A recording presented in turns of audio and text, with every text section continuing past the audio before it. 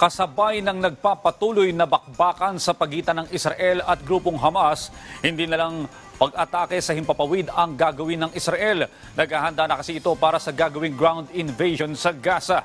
Si Joy Salamatin sa detalye. 200 target area sa Gaza Strip ang binomba ng Israel sa magdamagang pag-atake. Ito'y sa harap ng ikinakasang ground invasion sa Gaza. Ayon sa mga otoridad, puspusan na itong pinaghahandaan ng Israel. Nasa 35 batalyong sundalo ang itatalaga sa mga border ng Israel sa Gaza. Sa isang national address, sinabi ni Prime Minister Benjamin Netanyahu na isang malaking pagkakamali ng Hamas ang pag-atake sa Israel noong Sabado.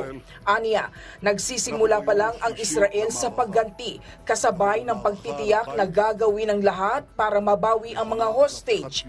Walang patid din naman ang pakikipagsabayan ng Hamas sa Israeli forces.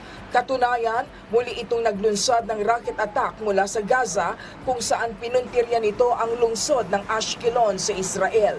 Makikita sa video ang mga rocket na pinalipad ng Hamas mula sa Gaza Strip.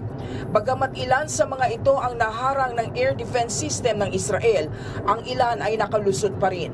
Ayon pa sa Israeli authorities, ilang rocket din ang pinalipad mula sa southern Lebanon. Samantala, dumating na ang unang batch ng mga armas na ipinadala ng Amerika sa Israel. Pero bukod dito, hihiling pa si US President Joe Biden sa Kongreso ng pondo para sa karagdagang military assets sa Israel. Kasabay din ito ng kumpirmasyon na ilang American nationals ang kabilang sa mga nadakip ng Hamas. Sa ika-4 na araw ng bakbakan, kaliwat kanan ang pagsabog sa Gaza Strip. Ang Israel, pinasabog ang mga bangka na nasa pantalan ng Gaza, habang walang patid din ang mga isinasagawang airstrikes. Ibinunyag naman ng Israel Defense Forces ang ginawang pagmassacre ng Hamas militants sa mga sibilyan kabilang ang ilang sanggol. Sa huling tala, pumalo na sa mahigit 900 ang nasawi sa panig ng Israel, habang 800 naman ang napatay sa panig ng Palestine. Joy Salamatin para sa Bayan.